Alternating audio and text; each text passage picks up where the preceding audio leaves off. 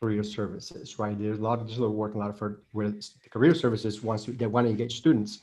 Yet the statistics show that if the students engage career services, they're more likely to graduate, succeed. It has a huge impact just having a relationship with the career center. But also, right now, students are seeking career advice in so many different areas, in digital platforms and influencers and other areas that engage in the millions.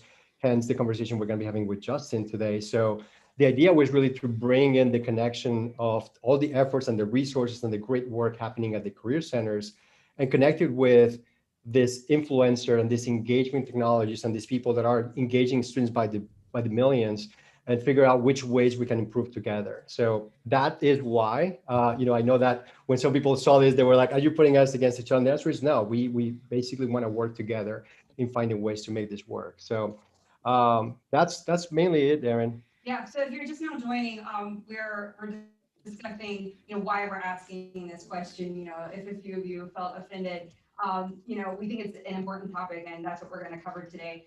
So go ahead, keep answering the poll. We'll share the results in just a minute. Let's just sort of set the stage for the room. We want to make this fully interactive, so feel free to raise your hand at any time, and we'll bring you up to the stage. We might not get to you right away, and we might not get to everyone, so make sure to keep the conversation from 30 to 45 seconds to make sure that we can. We are live streaming this and we are recording it, so you will receive a copy later this week that you can share with internal and external teams. Make sure to stay tuned until the end, and we'll tell you how to get your free gift, which is an alumni outcomes report specific to your university. So that's definitely something that will be valuable to you. We'll go ahead and share the poll results for how offended the title of this discussion made everyone. I'm curious to see how that's you got it, Aaron? Yeah. While she's putting that together, just make sure that if you want to participate, if you're a little shy, you don't want to come up on stage, raise your hand and get on the mic, send us your question through the text message. But if you feel something that you have, that you're successful or you have been really successful with your program or engaging, make sure you share that too with us. We'd love to hear that. We'd love to hear that too. Interesting. Was it 70%? And then Not offended. So it looks like no. I mean, different. Nice. That's awesome. That we're offended. So that's good. All right. From there, we'll just go ahead and kick it off. So Carlo, I'll pass it to you. Sure. So, well, it's great to see. Thanks everyone for coming in. My name is Carlo Martinez. I work with a lot of you here in the room. I see some familiar people in the room. A lot of universities. I think we have now, Aaron. What does the stage look like in terms of people that are here in the audience? Yeah, so we have about 75 schools represented today, and we wanted to get to know who would be coming. So statistically, about 79% of you are female, 13 years of experience in career services or student success, 10 years to position. 27% of you have a master's degree, so well-educated group. Some of the most popular skills reported for this group are job fairs, resumes, and mock interviews. So those are 3 skills that career services teams and student success report to have and are currently using with their team. Right. It looks like they were having a difficulty hearing you, but I think we got it covered now there. So yeah, I see Jackie over at UCF. I see where we have Julia at Augusta. Hey, I see John over at FIU. So and we see some UCF people. I think Justin, we love that you're at UCF. That's your alma mater. That's great. We have a lot of people in here. A lot of Aaron, if you want to put up our contact information, if you guys want to connect with us, well, just connect with me directly with me, Justin, or Aaron. We'll be happy to do it. Connect with you guys at the end. But anyway, so today we're going to be talking about the engagement that we can drive connecting career services to students. And we have a very important host here. His name is Justin Nguyen. And I'll share the story of why he's here and why this is important. We at Stepping Blocks, we had the same problem that a lot of you guys have in engaging students. Last October, I think we were just talking at the beginning. Last October, Erin, she sent me an email, or she sent me a Slack, and she said, "Carlo, did you do something on your platforms? Because we got this massive influx of people starting to use the platform, our digital career counselor."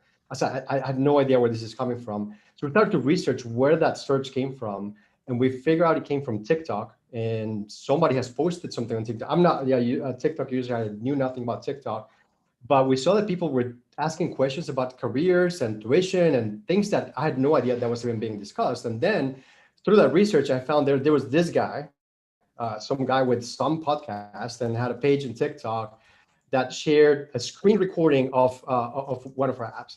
And so I reached out and I said, hey, how did you do this? How did you engage this many people in this topic that is typically boring and unfamiliar with the students? I mean, I didn't know that that was even possible. So after learning the type of engagement that was being driven through these sort of platforms, I was really curious and interested to see how that worked. Justin is an influencer in both LinkedIn and TikTok. He has access to millions of students. And Justin, with that introduction, I'd like to maybe go ahead and share with us who you are and what you've been able to accomplish with Declassified College.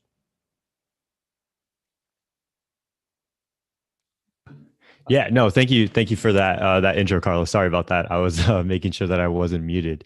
Can you guys see my screen right now? Yeah, we can see it now. Okay, perfect.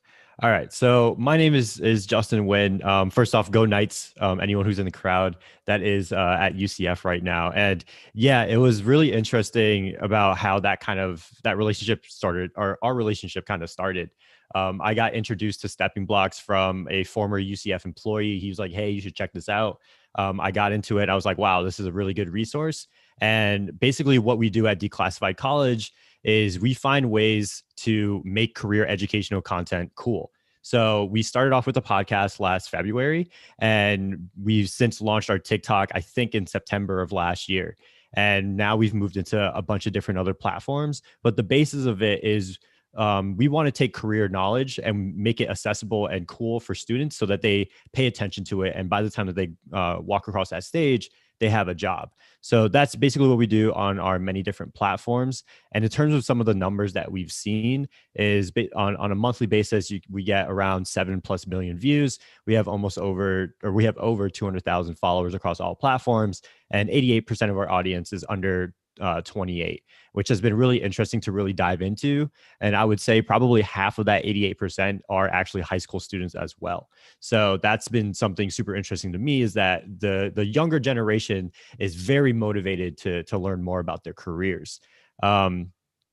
Just again, diving a little bit more into sort of what Declassified College is I wanted to just pull up a few quotes from our community, because for me, our community is just number one. And I always want to get the most honest answers to some of the questions. So I just kind of put out a question to our Discord saying like, hey, what are your thoughts on career services? And the first one, I would say I've heard this many times with some of the students that I've talked to, which is, yes, career services might have some good resources, but they can be somewhat hard from an accessibility standpoint, and the appointments are just booked. So I don't have the resources, just keep going back and checking to see when appointments come up.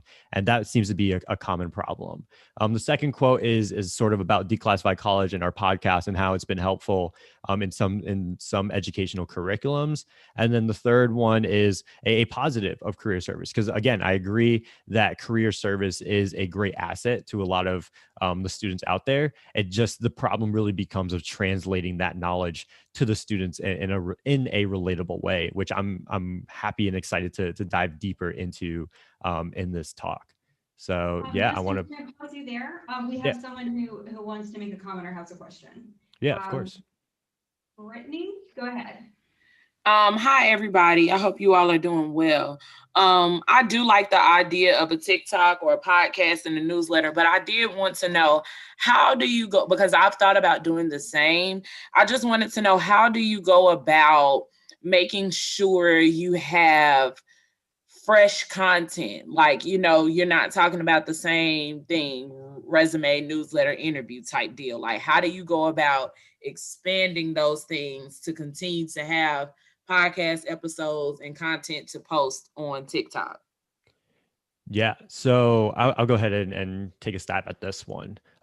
This is sort of a revolving problem that we've started to overcome, which is how do you get students to not just come, but how do you get them to stay? And that's why we started to build more and focus more on the community aspect. So for instance, with our podcast, most of the time for the people that are featured on our show, they are a part of the declassified community. So what I would do, for instance, so for our next season that launches in April, it's going to be all around financial wellness and financial literacy. And although Okay. that's not necessarily career related, it's related to college students, and college students care about that sort of knowledge. So what we did was I put out a post on LinkedIn saying like, hey, these are sort of the topics that we're looking for speakers to talk about, and then people just kept tagging some of their friends and their family members that might be good resources for us to have on the podcast. So that begins to sort of create that sort of internal feedback loop that people in our community get exposed to our content. They want to share their voice on the show. And then that cycle continues because even if we get older people to share their voice on the show, they want their sons or daughters to listen to the episode as well. So that's how we continue to grow our community and keep them engaged so that it's not just oh, I came here for a resume tip and then now I'm going to leave. Got you. Thank you. Of course. So yeah, so I'll add something to that too, and then if anyone in the room has had some success, I'd love to share that with the group.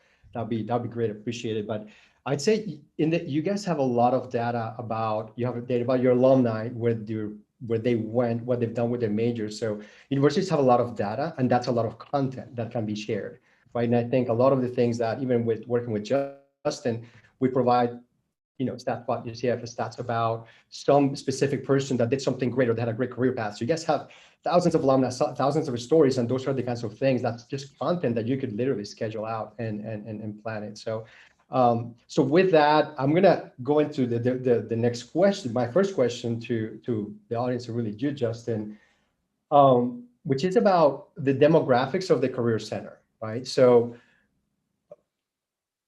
what should the career centers consider the demographics of including more students or a younger generation, people like yourself in the centers, or what in your experience of engaging so many students, what do you think, or what perspective does that bring into the composition of the center?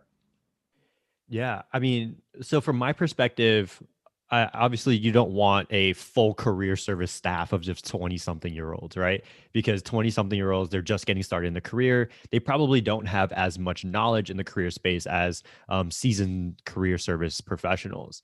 But what I would say is having at least one or two like strong voices of a 20 or something, like 20 something year old demographic is extremely important. Because from a student perspective, I remember going into the career service departments and sort of only seeing people that were much older than me. And although that is good, because obviously there's a wealth of knowledge there, it doesn't make me as comfortable to walk into a room where I don't see anyone who looks like me or sounds like me.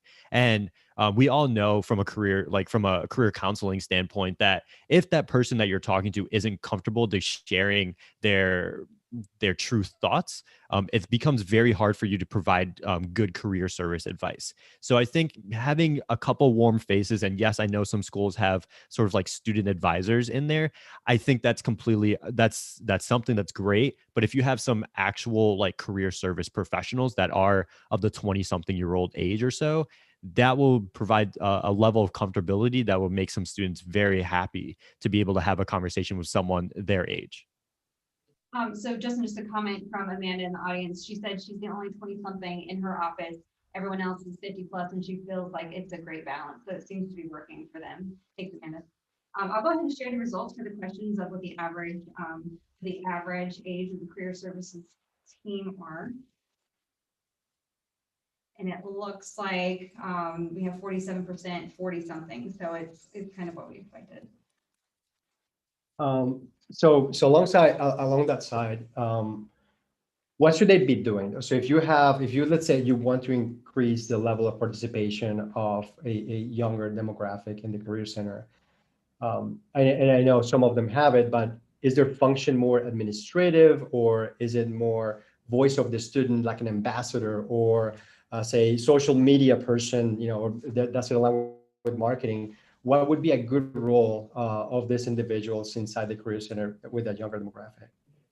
I think the first place that you start is asking them, what do they want as a student?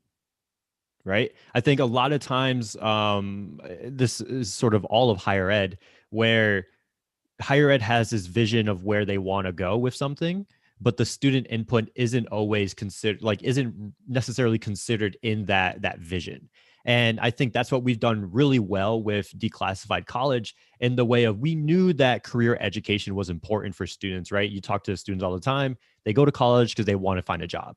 We wanted to figure out, what did they actually want to hear, though? So we found that they wanted interview tips, resume tips, very standard stuff, but they wanted it in short and consumable content. They didn't want to attend another webinar that was 40 minutes, 60 minutes long, because they were doing that all day anyway with Zoom University.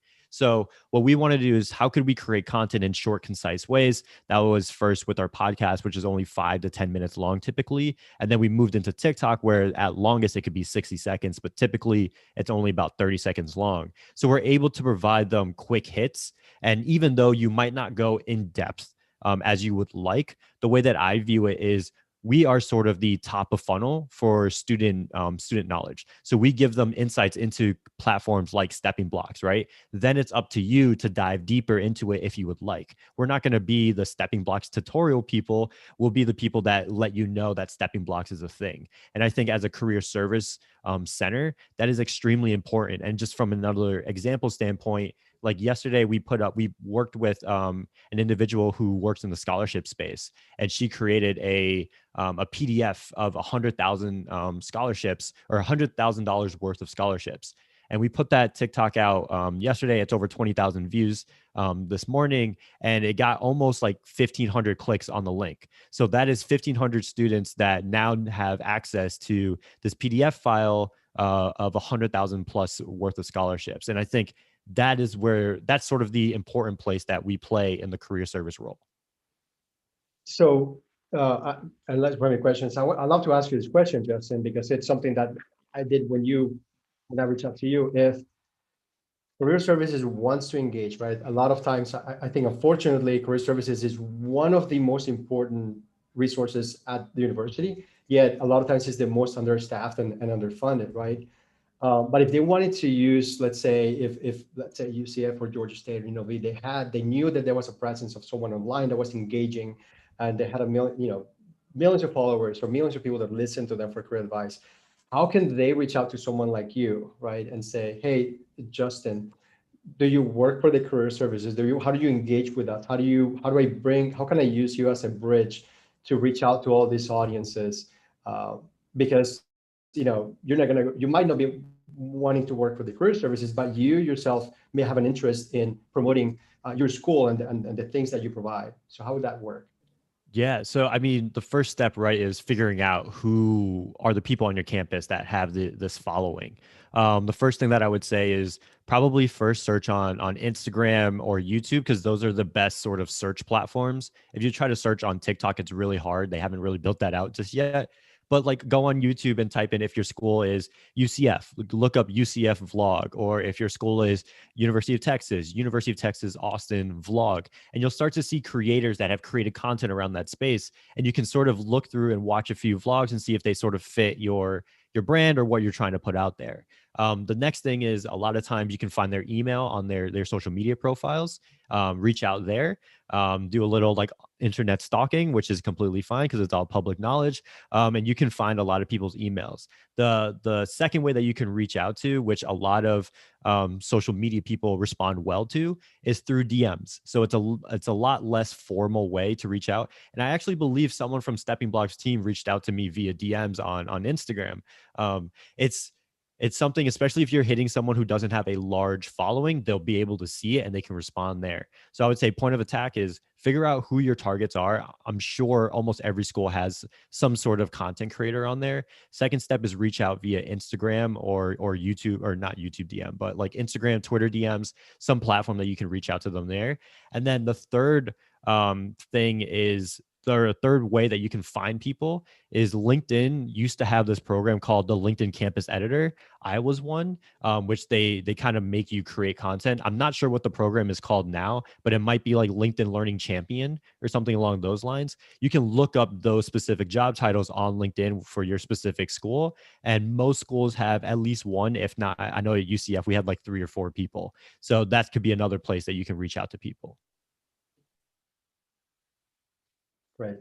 Um, so I think that one of the things here is also there could be also team efforts, and I think we've seen that some of that area where leveraging, I guess, career services and marketing somehow. I mean, and I think that if I'd love to hear anyone that has used that before, if there are partnerships between career services and marketing to start reaching out with that specific goal, right? And because I think maybe you can use marketing majors, or maybe use people from the majors to go work with a specific department. I think that would be an awesome way to get this going, right? Because they would also know through what those initial challenges can be overcome. So, Erin, how are we doing in time? We're good on time. I do have a couple questions. One that just came through I'm just going to read it just to make sure I don't miss anything here.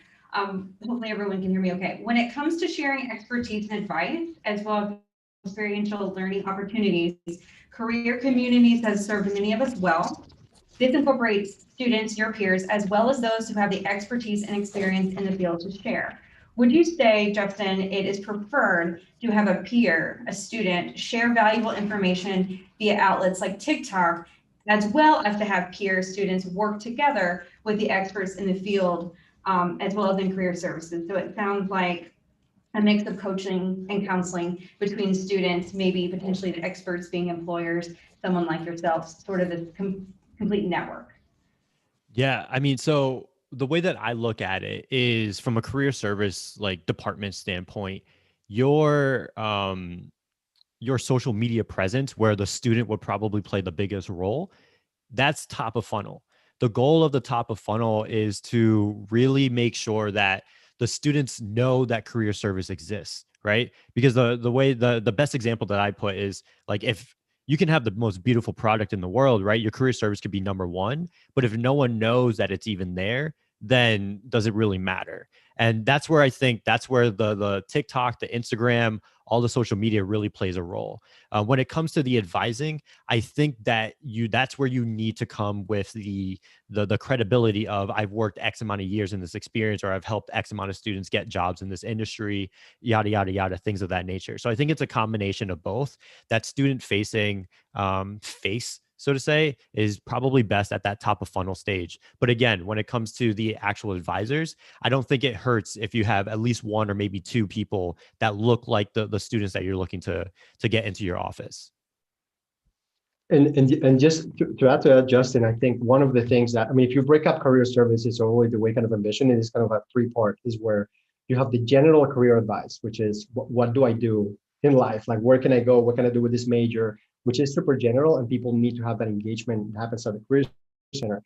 But then you come into the 2 specific topics. One in which you play a big role, one which is the specific career advice, right? Where students chose a major, or they know where they want to go, right? And they say, how can I do this better, right? And I think that's where I've seen the biggest gap, where how can someone in career services give me advice on engineering if they're not engineers, and things like that. But that's where we are focused on, by making sure that universities have enough data and information so that they can be empowered with that.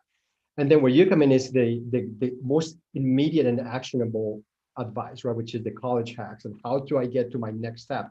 And I think that is a huge entry point to share. That's very shareable, right? So how can I get my resume tips, how do I get my first internship? Like those little nuggets that can get people in there, which can get people just started into something that's really familiar to them, to then get into the broader, and just buy more into the idea that career services can help them, but really with this entry point, immediate insights that can drive an action, right? And I think that those could be effective. And I think a lot of the things, if they can do something and see an immediate return on that, or just watching that content, that could potentially generate a lot more ROI on the insights that go from there. Carlo, I do have a really great comment, and this goes back to sort of the marketing and who should be in charge of these different, channels and various tactics. So, there was a study, it's a comment in the chat, a study done by NACE that indicated a large percentage of students feel that the use of Instagram and TikTok by administrators was trying too hard and cheesy. And actually, Justin, I've heard you comment on the same thing. So did you want to add to that? Yeah, I mean, you definitely don't want to come off as trying too hard, right? And that can be really hard to do because you're like, well, what do I do? And I think that's where the student voice really comes into play, right? If you're jumping onto TikTok now and you're trying to do the renegade dance to pointing to like career facts or something, you're going to come off as trying too hard. And that's exactly what you don't want to do. But the best example that I say is you have to understand what your students are saying, and the only way to say that is to be on the platforms that they're on. And so for instance, with like our latest, or like a couple weeks ago, our email newsletter, we were trying out a different sort of headline, like a witty headline, just to see if our audience would like it. And where most career services, and we're promoting an internship at GameStop, most career services emails, newsletters, subject lines might say like internship at GameStop, like click here, or check out this internship at a gaming company or something along those lines. The way that the headline that we used was intern at the company going to the moon. And that was playing on the memes that were going around at the time of GameStop stock like going crazy and everything along those lines. So we took a piece of culture and we tapped it into our content. And I think if you have someone who is in tune with the current trends of TikTok, Instagram, wherever it may be, that's extremely important to and extremely valuable to be able to gear your content that way. And that email headline got us almost like 40% open rate, I believe. All right. We do have another question, Carlo. Yeah, sure. We can Yeah, jump go into ahead. it. Okay, so this question is about student influencers. So this might be a question for anyone in the audience. Are you paying student influencers? And how are you going about asking them to speak on behalf of your brand? Kate, correct me if I'm wrong, but I think this question has to do with the university paying student influencers to help build the brand of their career center. What would your advice be to that, Justin? I would say, like, if you're going for the people with millions upon millions of followers, they're going to be very expensive, and I don't think that those are the right people that you need to test with. But I do believe there are a lot of YouTubers on all of your campuses that have maybe 500 subscribers or 1,000 or 5,000 or 10,000 that are just getting started, and you might have to pay them a little bit, but it won't be at the extent of like a complete influencer. Like I do know, I believe it's Baylor, where there are two twins that are YouTubers over there that have like 1 or 2 million followers or something crazy like that, and they get paid to promote Baylor University. And I'm assuming that's like a 5 or 6 figure contract or something along the lines. I'm not saying you have to go out and do that. You can probably go and find someone with 10K or less subscribers or followers on YouTube, and you can probably pay them whatever you're paying your students in comparison of like a work study, or maybe just a little bit more than that, depending on their following. I mean, I'll give you the example, right? I mean, the way I reached out to you when I found that you were an influencer, I searched, I found out who you were, I connected with you through LinkedIn, sent you a message, said, hey, loved your content, loved what you did, you'd made an impact in my organization, and you just replied back, hey, let's have a quick chat, and that's really how the whole thing is started. And it didn't start. I really didn't go and ask him, hey, let's can you promote my can you promote stepping blocks? It really was just me trying to learn more about what your passion was, what it is that you're going after. And after learning that, it just became organic and natural. So we've been kind of working together. I've been learning a lot from Justin, but it was really through developing that relationship. And I think, all of us here have a common goal, which is student success and making sure that students, they get successful, meaningful careers and great jobs after graduation. So with that, a huge common goal is not difficult to engage, especially when someone is really hyper-focused in that arena, and that's something we're learning to grow. But I'd say that's something we'll be doing more often. I think with the community that we're building around this, it should be more prominent as we connect with each other. I've got another question for you, Justin, Carlo, or really anyone in the audience. For those who serve, for universities serving non-traditional adult learners, working military, et cetera, what are your thoughts or ideas, advice for marketing and communicating towards them? Because it's a little bit of a different bracket than the Gen Z we've been talking about. Are you talking more about like the recent grads? Is that where you're looking? I think you're probably going to talk about like online learning from universities that probably they don't have a campus and they have more of an adult base, maybe military or with veteran backgrounds that maybe more on the adult side. Is there, or do you have any experience engaging that population? Yeah, I mean, I'm not an expert at like engaging like Gen X, I think it is, right? Or those individuals that you're talking about. But I do know, like from my LinkedIn content, that I do have a lot of older individuals following me on there. So I think I have like almost 10K on LinkedIn. And I would say is if you're trying to target those individuals, see if they have LinkedIn profiles. And if they do, LinkedIn is probably a good platform for you to be communicating to them on there. They probably won't be on TikTok, but they will be on LinkedIn. And I can actually provide a little bit of advice from schools that we work with. One of the things that they found, they experimented with, any extracurricular career-related activities that if it's not incorporated into curriculum or the classroom or somewhere where they already spend time, then these adult learners, working military, whatever, they don't have time to spend on it. So integrating anything when possible into orientations, curriculums, anything that students are already attending is really the best way, instead of thinking in terms of like marketing in the sense of, social media or the other outlying channels. That would be my suggestion from what we've seen. Yeah, my only add to that would be, Aaron, since, and I think we've seen it with some of the partners that we work with, is leverage your alumni data. You have if you can identify your alumni that are veterans or that meet that criteria of that population, there will be a lot of people there that want to engage or maybe have some social influence. So I would think that they would probably be able to give you a better context, but you do have a lot of line. They will probably be willing and open, especially veterans, to engage and be open to different groups that they're part of. So leverage your alumni data and your information so you can reach out to these people and start relationships with them there. I do have a question. So I just wanted to pull out social media channels. Justin, a few minutes ago, you mentioned Discord, and I have a feeling a lot of people in this room, I barely know what Discord is. Even we're talking about these channels that you're speaking to students through, describe that one, describe maybe some of the channels that you've seen the best engagement through. Yeah, so Discord is, I mean, the best way to explain it is probably like it's like Slack, or if you use Microsoft Teams, it's very similar to Teams, but for gaming.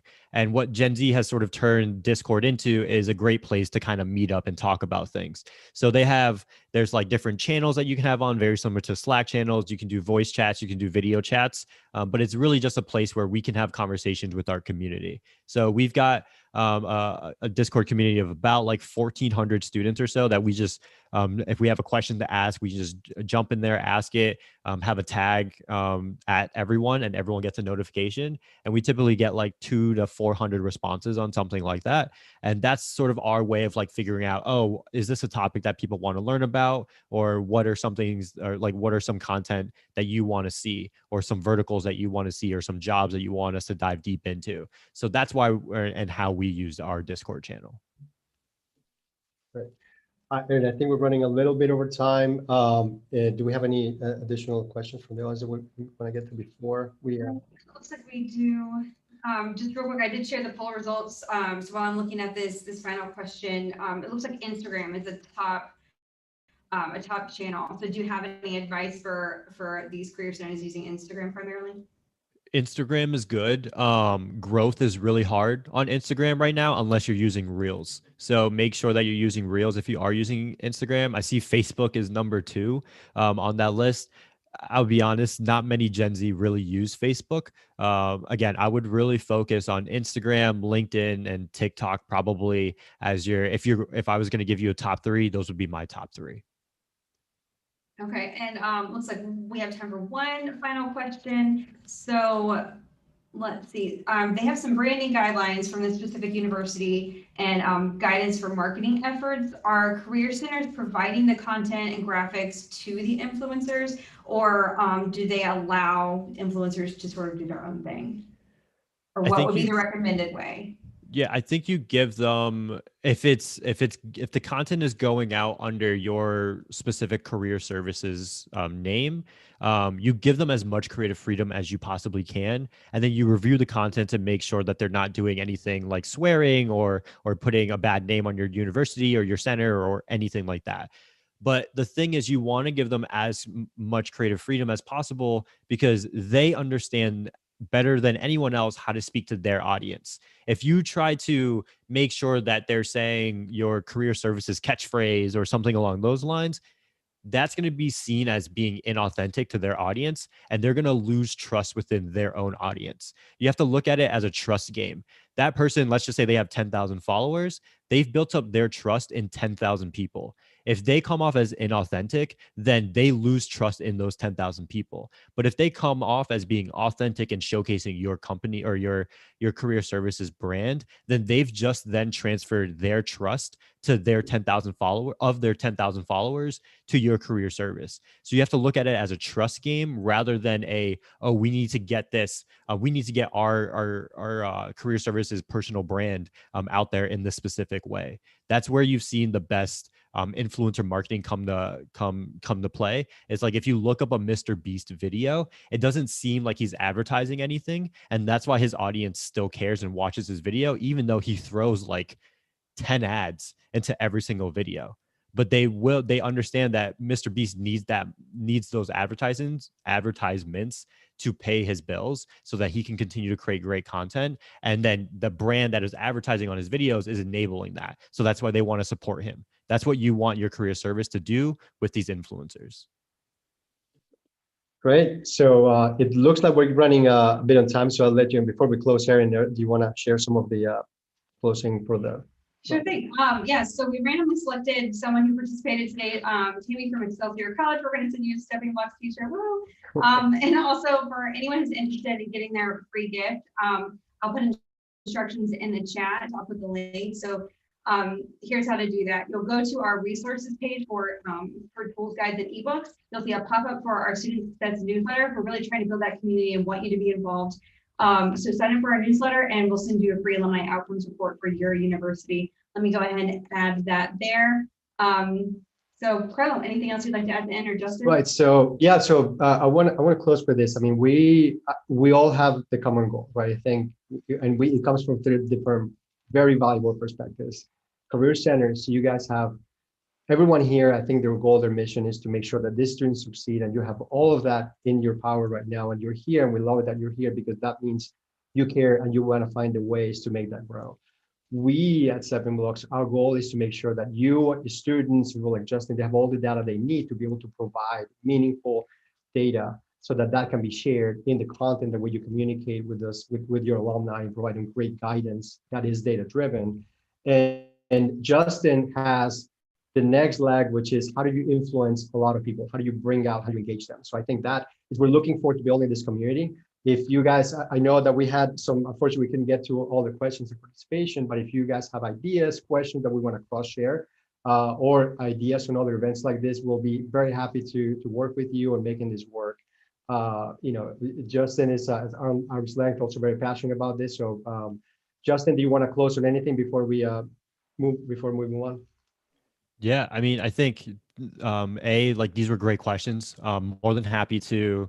I believe Erin has a slide with like my email and everything like that. So if you have any other questions, like one-of questions, feel free to reach out to me. And then again, if your university is looking for any help from a social media standpoint or engaging your students from a career service standpoint, feel free to reach out. I'd love to see if there's a way that we can work with each other on that end. Excellent. So there you have it. That's our contact information. Feel free to reach out. If we're not, Stepping Blocks currently working with you, feel free to reach out and learn more about how we can help. Reach out to Justin, me, Erin, connect with us on LinkedIn, and definitely stay in touch. And if you have some great ideas to share, we'd love to hear them. I think that's all, guys. I know we went a little bit over time. Thank you so much, Justin. Really appreciate your great insights as always. We'll stay in touch, and we'd love to hear. We want to see your, once you get your 10 million followers, see if you can still be talking to us. All right, that's it, guys. Thank you so much. Everybody have a great day, and talk to you soon. Thank you. Thank you for all the great questions. Thanks so much, everyone.